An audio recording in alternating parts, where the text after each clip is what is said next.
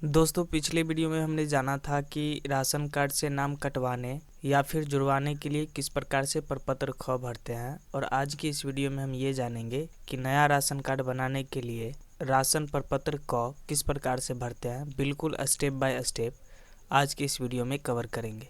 तो चलिए शुरू करते हैं और देखते हैं आज की ये वीडियो। दोस्तों यहाँ पे आप देख पा रहे होंगे, यहाँ पे राशन कार्ड प्रपत्र क है और इसे आज हम भरना जानेंगे।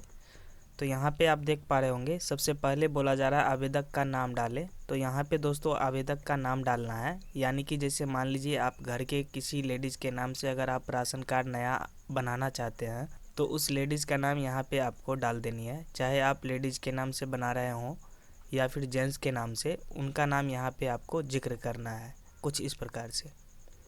इसके बाद दोस्तों बोला जा रहा है आधार नंबर यानी कि EID नंबर डालने को, यानी कि जिनके नाम से आप राशन कार्ड अप्लाई कर रहे हैं। जैसे गुड़िया कुमारी के नाम से राशन कार्ड अप्लाई हो रहा है तो क्या करेंगे, यहाँ पे गुड़िया कुमारी का जो आधार नंबर है वो आधार नंबर हम यहाँ पे डाल देंगे कुछ इस प्रकार से।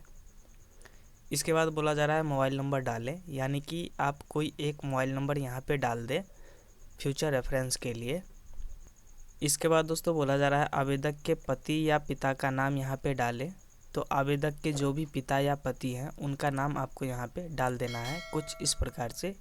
इसके बाद बोला जा रहा है पूर्ण आवासीय पता डालें, यानी कि जिनके नाम से आप राशन कार्ड अप्लाई कर रहे हैं उनका पूरा आवासीय पता आपको यहाँ पे इस सेक्शन में आपको डाल लेनी है।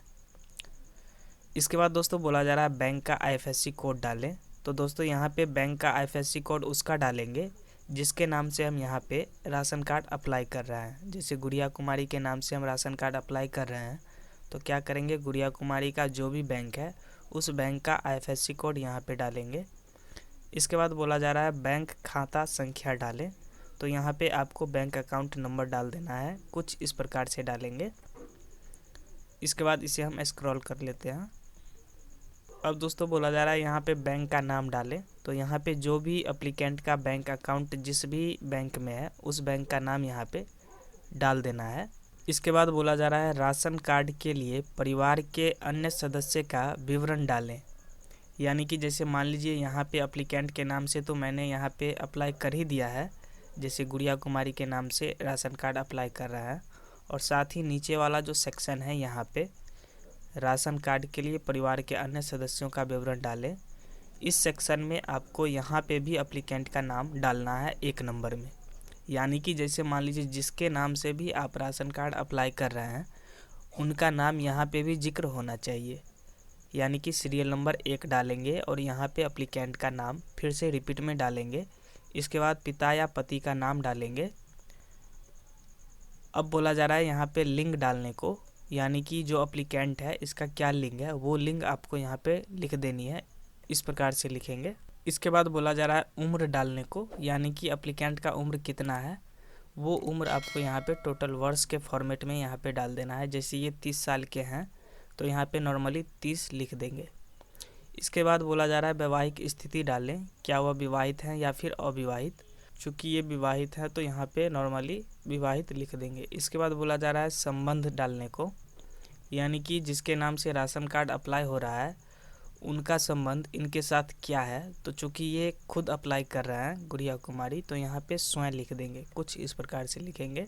इसके बाद 2 नंबर वाले सेक्शन में जो भी घर के अन्य सदस्य का नाम जोड़ना है इस राशन कार्ड में उनका नाम यहाँ पे जिक्र करेंगे।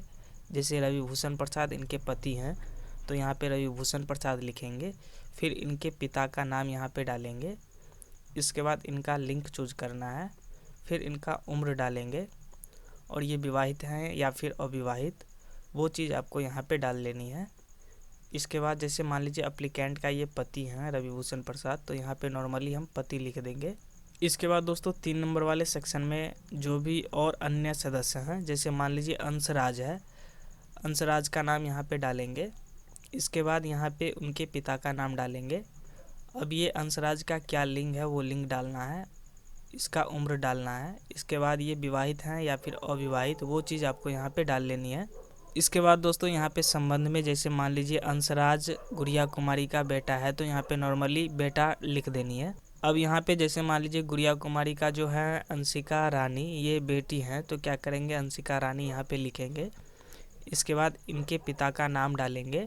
अब यहाँ पे इसका क्या लिंग है, स्त्री है या फिर पुरुष, ये चीज़ आपको यहाँ पे जिक्र करना है। इसके बाद इनका क्या उम्र है, क्या ये विवाहित हैं या फिर अविवाहित, वो चीज़ आपको यहाँ पे डालना है। इसके बाद एप्लीकेंट के साथ क्या संबंध है, वो संबंध आपको यहाँ पे लिख देनी है। इसके बाद दोस्तों इसे हम स्क्रॉल करेंगे।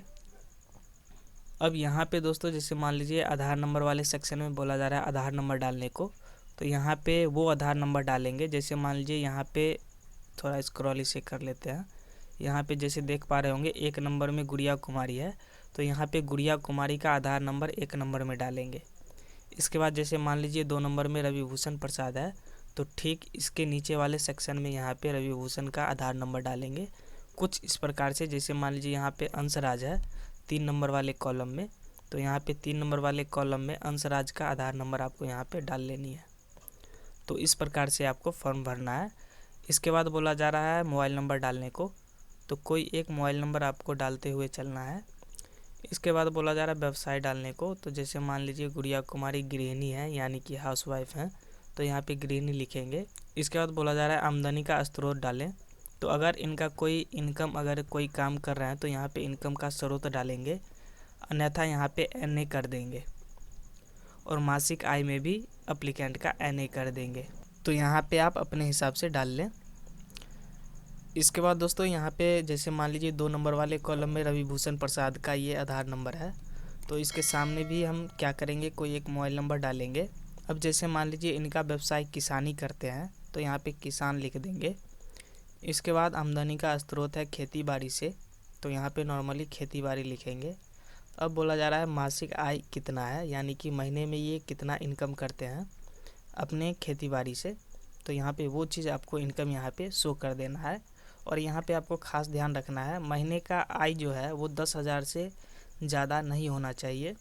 ये चीज़ हम अगला पेज में देखेंगे। तो ठीक इस प्रकार से यहाँ पे जैसे अंशराज का आधार नंबर डालना है, फिर अंशिका रानी का यहाँ पे आधार नंबर डालना है और आगे बढ़ते चले जाना है कुछ इस प्रकार से। ठीक है, अब चलिए हम इसे स्क्रॉल करते हैं।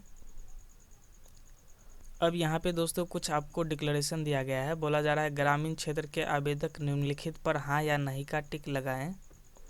तो यहाँ पे आप अपने अनुसार जितने भी डिक्लेरेशन दिए गए हैं सारे डिक्लेरेशन पे टिक लगा लें। क्योंकि दोस्तों यहाँ पे आपको जितने भी डिक्लेरेशन दिए गए हैं सारे पे नहीं नहीं का ही टिक लगाना है। जहाँ जहाँ पे नहीं का सिंबल है वहाँ पे आपको सही का टिक कर देना है कुछ इस प्रकार से। जैसे मान लीजिए यहाँ पे बोला जा रहा है परिवार के किसी सदस्य का मासिक आय 10,000 रुपये से अधिक है, अगर है तो हाँ करें अन्यथा नहीं करें। तो जैसे मान लीजिए अगर आप यहाँ पे हाँ पे टिक लगा देते हैं तो आपका राशन कार्ड रद्द कर दिया जाएगा। तो इसलिए खास करके ध्यान रखें जितने भी डिक्लेरेशन दिए गए हैं सारे डिक्लेरेशन पे नहीं नहीं का ही टिक लगाएं। इसके बाद 2 नंबर वाले पेज पे चलेंगे। अब यहाँ पे भी जितने भी डिक्लेरेशन दिए गए हैं सारे डिक्लेरेशन को नहीं पे ही टिक लगाना है कुछ इस प्रकार से। चलिए अब हम इसे थोड़ा और स्क्रॉल करते हैं। यहाँ पे आप देख पा रहे हैं बोला जा रहा है दिनांक डालने को, यानी कि जिस भी तारीख में ये एप्लीकेंट अप्लाई करने जा रहे हैं वो डेट आपको यहाँ पे डाल लेनी है। इसके बाद उनके घर यानी कि स्थान का नाम यहाँ पे डालेंगे। जैसे खेतापुर धर्मपुर के ये निवासी हैं तो यहाँ पे नॉर्मली खेतापुर धर्मपुर लिखेंगे। इसके बाद बोला जा रहा है आवेदक का हस्ताक्षर एवं अंगूठे का निशान डालें। तो इसके ऊपर वाले सेक्शन में यहाँ पे अंगूठे का निशान या फिर साइन करवा लेना है एप्लीकेंट से। इसके बाद बोला जा रहा है एप्लीकेंट का नाम डालने को, तो यहाँ पे जो भी एप्लीकेंट है जिसके नाम से आप राशन कार्ड अप्लाई कर रहे हैं उनका नाम आपको यहाँ पे डाल लेनी है। इसके बाद इसे हम स्क्रॉल करेंगे तो यहाँ पे भी आपको सेम चीज़ वही कॉपी कर देना है। जैसे दिनांक वाले सेक्शन में दिनांक डालेंगे। इसके बाद स्थान में आपको उस स्थान का नाम डाल देना है जहाँ एप्लीकेंट का आवासीय निवास है। और साथ ही यहाँ पे आवेदक के हस्ताक्षर वाले सेक्शन में आपको ऊपर में हस्ताक्षर करवा लेना है एप्लीकेंट से और नीचे में उनका नाम इस प्रकार से लिख देनी है। तो दोस्तों आपने देखा कि कुछ इस प्रकार से हम राशन कार्ड का प्रपत्र को भरते हैं। और साथ ही यहाँ पे आप देख पा रहे होंगे जो ग्रुप का फ़ोटो है, यानी कि जैसे मान लीजिए यहाँ पे 4 सदस्य का हम राशन कार्ड अप्लाई कर रहे हैं तो क्या करेंगे, चारों सदस्य का एक साथ एक ग्रुप में खड़ा करके और पिक्चर यहाँ पे आपको लगा देनी है। कुछ इस प्रकार से लगाएंगे। तो इस प्रकार से हम राशन कार्ड का प्रपत्र को भरते हैं।